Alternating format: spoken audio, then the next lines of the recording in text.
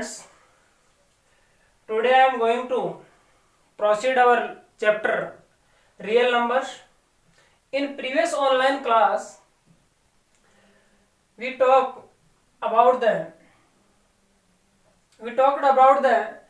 Euclid division lemma. हमने Euclid division lemma के बारे में पढ़ा था. what was the statement of lemma and what was the usage of that lemma. Today I am going to explain another question, and the question is that find the greatest number. वो सबसे बड़ी संख्या find कीजिए which divides 245 and 2053, जो कि 245 और 2053 को divide करती है. सच दैट इस प्रकार से डिवाइड करती है, it leaves remainder 5 in each case, कि प्रत्येक स्थिति में यहाँ पर दो नंबर गिवन थे हमारे पास में 245 और 2053. दोनों ही केसेस में हमारे पास ये 5 रिमाइंडर बस शेष रहता है. 5 रिमाइंडर डिवाइड करने के बाद में, तो वो बड़ी से बड़ी संख्या ज्ञात कीजिए. ठीक है, यानी कुल मिलाकर के क्वेश्चन ये है कि वो सबसे बड़ी संख्या ज्ञात करो जिससे इस 245 और इसको डिवाइड करने पर हमारे पास दोनों ही स्थितियों में 5 रिमाइंडर आ जाए. ठीक है, तो बच्चों इसको कैसे करते हैं, इसमें भी यूक्लिड डिवीजन लेमा का यूज होगा. तो रिक्वायर्ड नंबर फाइंड करने के लिए हमारे को क्या करना पड़ेगा, ये जो रिमाइंडर है इसको दोनों में से सब्ट्रैक्ट करना पड़ेगा. सब्ट्रैक्ट करने पर तो हमारे पास जो नंबर आएंगे वो कंप्लीटली डिविजिबल होंगे. ठीक है, required number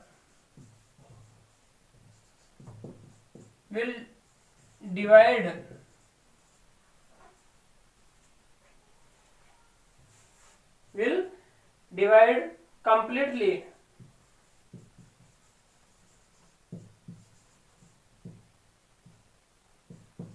the following numbers.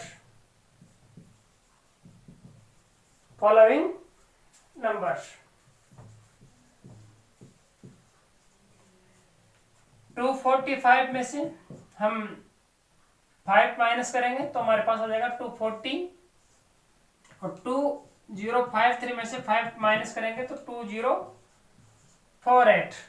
ये वाले नंबर आ जाएंगे. तो जो हमारे पास रिक्वायर्ड नंबर आएगा वो रिक्वायर्ड नंबर इनको कंप्लीटली डिवाइड करेगा.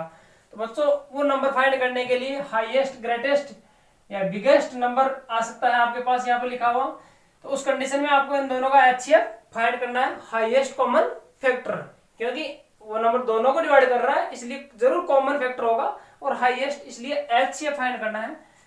तो HCF फाइंड करने के लिए इनमें जो आपके पास में ग्रेटर नंबर है उसको अपन A मानते हैं, तो A इक्वल टू 2048 हो गया और B इक्वल टू हो गया 240.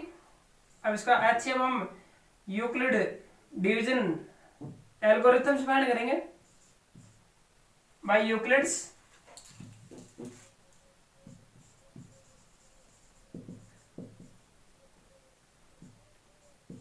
Division algorithm. A is equal to BQ plus R ये होता है. तो 2048 इज इक्वल टू 240. ओके, इस नंबर को हम इससे डिवाइड करेंगे. तो डिवाइड करने पर हमारे पास ये डिवाइड कितना टाइम जाएगा, तो इसके लिए अपन इधर देख के देखेंगे. 240 डिवाइड कर दीजिए 2048 को, तो ये 8 टाइम डिवाइड जाएगा बच्चों. 0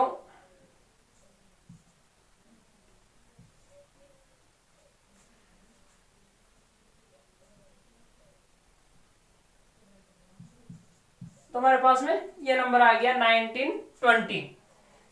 8 टाइम डिवाइड 9 टाइम इससे ग्रेटर हो जाएगा, इसलिए वो पॉसिबल नहीं है. सब्ट्रैक्ट करेंगे तो हमारे पास रिमाइंडर बच जाएगा 128. तो यहाँ पर हमारे पास क्वेश्चन 8 हो गया और रिमाइंडर 128 हो गया है। ठीक है, नेक्स्ट स्टेप में चलते हैं। नेक्स्ट स्टेप में हमारे पास में जो डिविडेंड होगा ए की वैल्यू वो क्या हो जाएगा,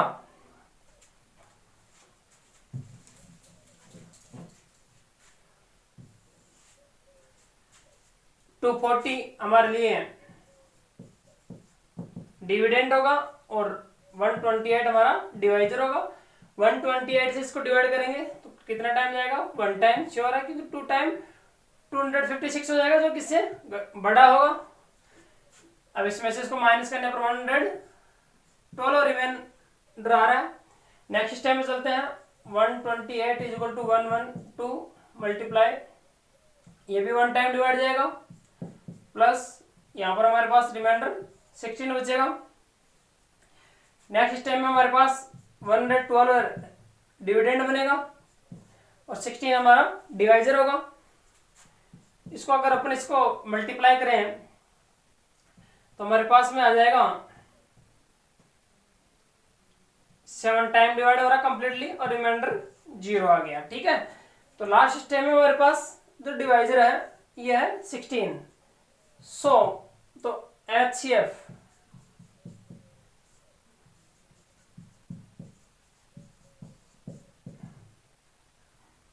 इज 16।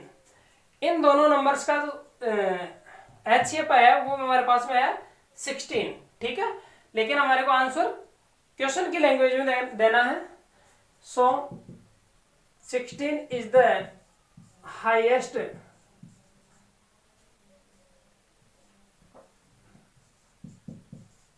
नंबर, ग्रेटेस्ट वर्ड भी यूज कर सकते हैं, विच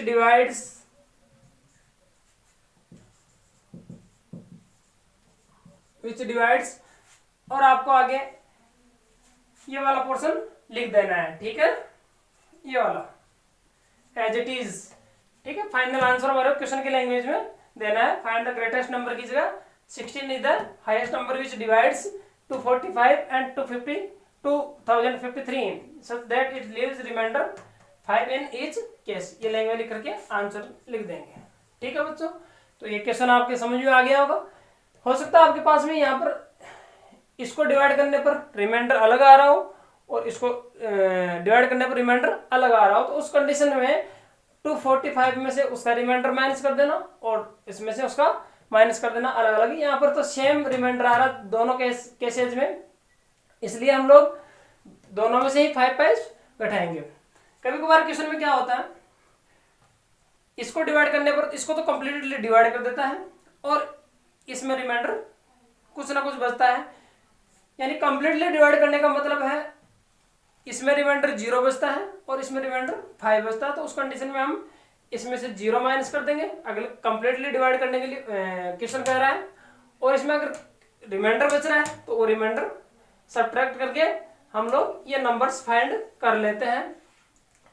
उसके बाद में इनको ए और बी मान करके यूक्लिड डिवीजन एल्गोरिथम का जो प्रोसेस है उसके अकॉर्डिंग हम HCF फाइंड करते हैं और HCF ही वो ग्रेटेस्ट नंबर होती है जो कि हमें रिक्वायर्ड होती है। अब नेक्स्ट टाइम का जो क्वेश्चन देखते हैं उसमें देखिए आपके पास आता है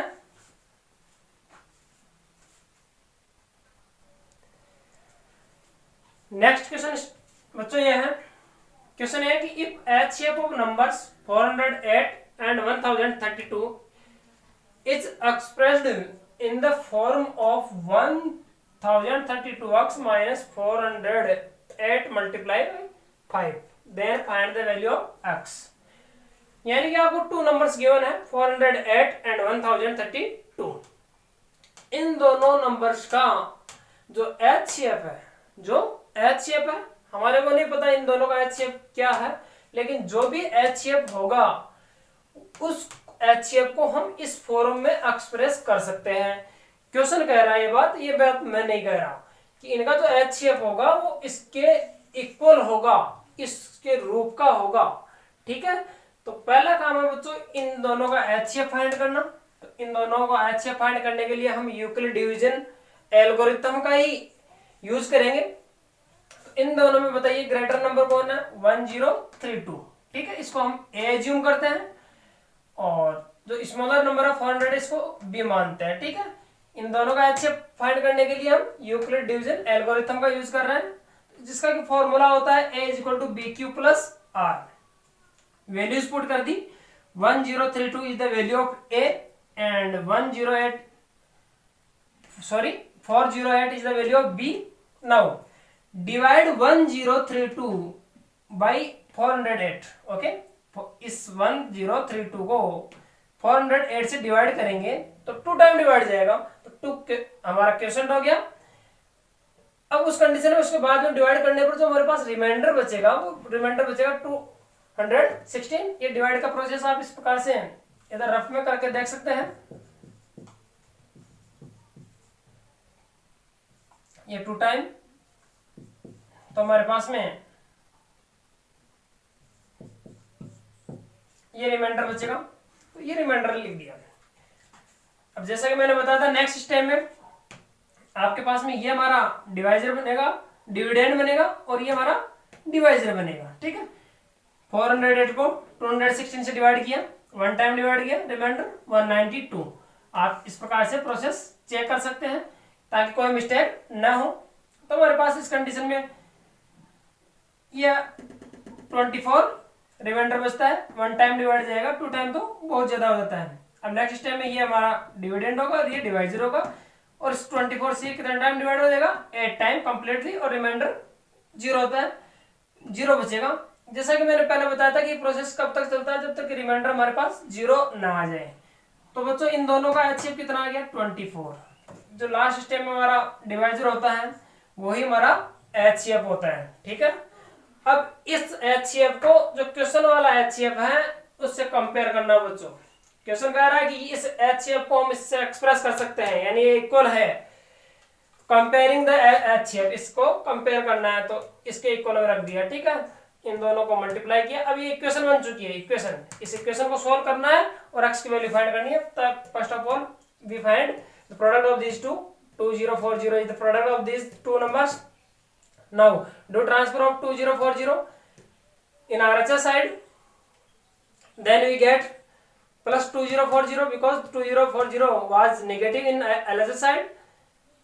Now we will add both the numbers, then we get 2064. Now 1032 will be transferred into RHS side, then it will divide 2064 and we get quotient as 2. So the value of 2 x is 2. x की value हमारे पास में कितने आ गए बच्चों, 2। तो यही हमारा answer होगा। ये हमारे पास इसी यूक्लिड डिवीजन पर आधारित सेकंड क्वेश्चन है, ठीक है। नेक्स्ट टाइप का क्वेश्चन देखते हैं।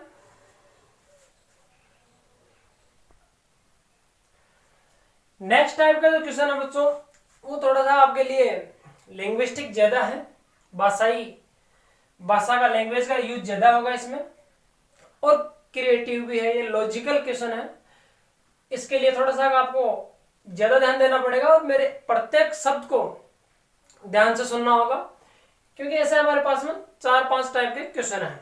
तो आप अगर इस क्वेश्चन को सही ढंग से समझ लेते हैं तो वो सभी क्वेश्चन आपके लिए इजी हो जाएंगे। मैं एक आपसे बात पूछना चाहता हूं कि एक नंबर लो कोई भी और उस नंबर को 2 से मल्टीप्लाई करो और उसमें 1 ऐड करो, तो आपके पास में ओड नंबर ही आएगा। जैसे मान लीजिए 6 ले लिया मैंने, 6 को 2 से मल्टीप्लाई किया, 1 ऐड किया, 13 आया, ठीक है। अब 7 लिया, 7 को 2 से मल्टीप्लाई किया तो हमारे 1 ऐड किया, ओड नंबर आया, ठीक है। ऐसे ही अगर किसी नंबर को हम 2 से मल्टीप्लाई करते हैं, कोई सी भी हो, तो इवन नंबर ही प्राप्त होगा। क्या प्राप्त होगा, इवन नंबर, ठीक है। उसी प्रकार से क्वेश्चन ये कह रहा है सो दैट दिखाइए कि, आपको ये दिखाना है, दिखाइए कि एनी पॉजिटिव ओड इंटीजर, कोई भी पॉजिटिव होना चाहिए, ओड होना चाहिए, ठीक है। पॉजिटिव का नाम आते ही 1 2 3 से स्टार्ट होता है, ओड आते ही 1 3 5 7 9, इस प्रकार से। वो positive odd integer is of the form, के रूप का है, के रूप का है। किस रूप का होगा वो, इस 6q+1, 6q+3 और 6q+5 इस रूप का होगा। ये आपको दिखाना है। जो पॉजिटिव ऑड इंटीजर होगा, नहीं पता हमारे को वो कौन सा पॉजिटिव ऑड इंटीजर है, लेकिन वो पॉजिटिव इंटीजर इस रूप का होगा, ये आपको दिखाना है। अब इनमें एक क्यू क्या है, q is some positive integer, कोई ना कोई इंटीजर, वो वाला इंटीजर नहीं है, कोई अन्य इंटीजर है, ठीक है, एनी अदर पॉजिटिव इंटीजर। जब बच्चों हमारे को उस पॉजिटिव इंटीजर का पता ही नहीं है, तो हम उसको क्या मानते हैं, लेट्स अज्यूम, आओ माने that positive odd integer is a, कि वो पॉजिटिव इंटीजर कौन है, ए है, ठीक है, क्योंकि हमारे को उसका एक्चुअल वैल्यू तो पता ही नहीं है ना, उसका केवल अपन बता सकते हैं इस रूप का होगा। बी की वैल्यू हम क्वेश्चन में से देखेंगे। यहां पर देख लीजिए क्यू का जो हमारे पास में क्वेश्चन है, कोएफिशिएंट क्वेश्चन के पास में जो कोएफिशिएंट है 6, ये बी की वैल्यू होती है। जैसा कि मैंने पिछले क्वेश्चनों में बताया था कि a equal to b q plus r, तो क्यू के पास में जो होता है वो b होता है, ठीक है। तो यहाँ पर हमारे पास में क्यू के पास में 6 है, तो b की वैल्यू कितनी आ गई, 6, ठीक है। अब इसको प्रूव करने के लिए, शो करने के लिए हम यूक्लिड डिवीजन एल्गोरिथम का यूज लेंगे। तो हमारे पास में वो था a is equal to bq plus r, where r is greater than or equal to 0 and less than b। अब इसमें आपको b की वैल्यू पुट करनी है, तो b की वैल्यू है 6q प्लस, कई बच्चों को ये b और 6 सेम ही नजर आ रहा है, तो इसकी थोड़ा सा बनावट में देख लेना, b और 6 को सेम मत बना देना, नहीं कंफ्यूजन हो जाएगा। r और इधर भी रखिए 0, r और 6, ठीक है। अब आपको यहां पर वर्क करना है बेटा ज्यादा, ठीक है। इसको आपको वापस पढ़िए, इसको किस प्रकार से पढ़ा जाता है, r is less than b और ग्रेटर देन और इक्वल टू 0।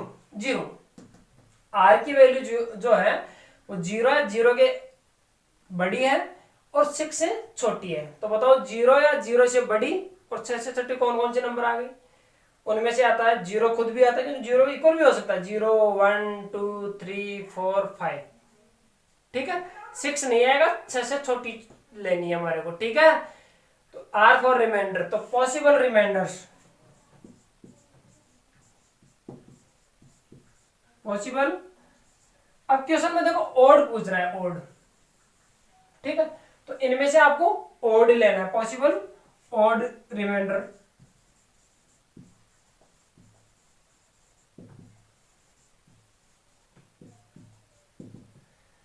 तो 0 ये थे टोटल 1, 2, 3, 4, 5, इनमें से ऑड सिलेक्ट कर लीजिए बेटा, ऑड है 1, 3 और 5, ठीक है। अगर यहां पर इवन आता, यहां पर क्या आ जाए इवन, तो उस कंडीशन में अपन 2, 4 और 0 ये वाले लेते। और अगर यहां पर ना तो ऑड आए और न ही इवन आए, तो उस कंडीशन में हम ये सभी वैल्यूज लेंगे बच्चों, ठीक है। यहां पर ऑड भी नहीं आए, केवल इतना ही क्वेश्चन आता एनी पॉजिटिव इंटीजर, उस कंडीशन में हम ये सभी पॉसिबल रिमाइंडर है 0, 1, 2, 3, 4, 5 इन सभी को लेना होता है। लेकिन यहाँ पर ऑड होने पर उनमें से ऑड सिलेक्ट कर लेते हैं, और इवन होता तो इवन रिमाइंडर ही सिलेक्ट करेंगे, ठीक है। इस क्वेश्चन में हमारे फिलहाल ऑड था, इसलिए इनमें से ऑड वैल्यूज ले लिए मैंने। अभी इन वैल्यूज को इसमें रख दीजिए आर की जगह, पुटिंग रिप्लेस करेंगे, पुट करेंगे, तो putting r equal to 1, 3, 5, then we get r की जगह 1, 3 और 5 है। 1 by 1 पुट करने पर हम क्या प्राप्त करते हैं, we get a equal to 6q plus 1, if we put r equal to 1 then we get 6q plus 1, if we put r equal to 3 then we get 6q plus 3, similarly if we put r equal to 5 then we get 6q plus 5। इसका मतलब ये हो गया कि क्योंकि आप कोई भी वैल्यू लीजिए, क्यों क्या था, सम इंटीजर, ठीक है, कोई भी इंटीजर ले लो। यहां पर आपके पास ऑड और इवन वाला रूल नहीं है कि ऑड ही होना चाहिए या इवन ही होना चाहिए, केवल वो आपको यहां पर ध्यान रखना है ऑड और इवन का, ठीक है।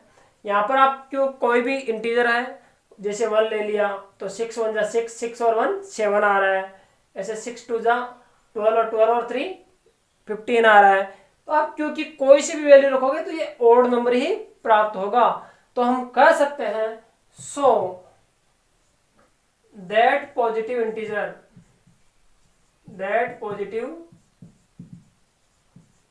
odd integer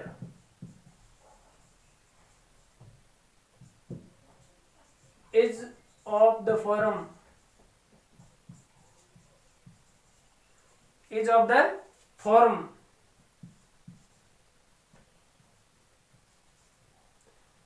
6q plus 1, 6q plus 3 और 6q plus 5,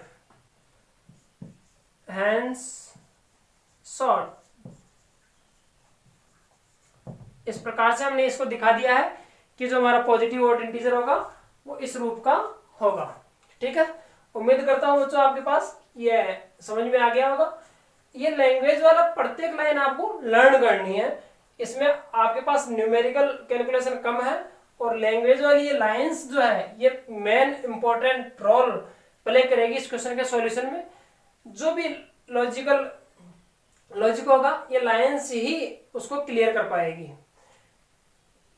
अगर बच्चों यहां पर आ जाए आपके पास में इवन, ठीक है, क्या आ जाता, इवन आ जाता है। उस कंडीशन में आप देखिए, उस कंडीशन में क्या होता,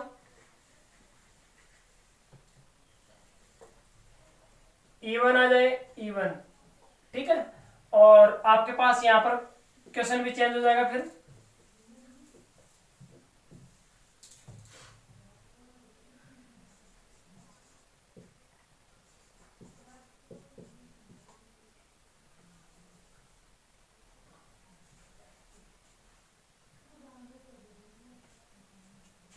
इस प्रकार से ये क्वेश्चन आ गया, सो that any positive integer even integer is of the form 4q plus 2।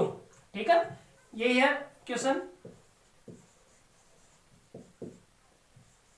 इस टाइप का क्वेश्चन आ गया तो आपको स्टार्टिंग ऐसे करनी है, let's assume that positive even integer हो जाएगा यहां पर, ठीक है, इज ए। अब बताइए इसमें b की वैल्यू कितनी है, b की वैल्यू है 4, ये हमारे पास b की वैल्यू आ जाएगी 4। ठीक है, by Euclid's division algorithm a is equal to bq plus r and r is greater than or equal to 0 and less than b, put the value of b in this step, we have to put the value of b, the value of b is 4, so then we will put 4, okay, 4q plus r and also here 4। ठीक है बच्चों, अब यहां पर देखिए कि जो हमारा रिमाइंडर है वो रिमाइंडर कितना होगा, 0 या 0 से बड़ा और 4 से छोटा। तो उस कंडीशन में हमारे पास जो पॉसिबिलिटीज है वो बनती है, द रिमाइंडर में बी 0 1 2 3, 4 से छोटे छोटे, 0 या 0 से बड़े। तो ये हो सकते हैं, कौन कौन से होते हैं, 0 1 2 3। ठीक है, अब इनमें से आपको केवल और इवन लेना है, केवल इवन इंटीजर लेना है। ठीक है, इवन ले लो, तो हम यहां पर लिखेंगे इवन रिमाइंडर। अब इवन में देखिए कौन कौन आ जाएगा, 0 और 2, ये दो ही आएंगे। तो r को हम 0 2 से ही रिप्लेस करेंगे, इस r को रिप्लेस कर दो 0 2 से 1 by 1, then we get a is equal to 4q plus 0, 4q plus 0 means 4q, okay, and a is equal to 4q plus 2, that positive even integer is of the form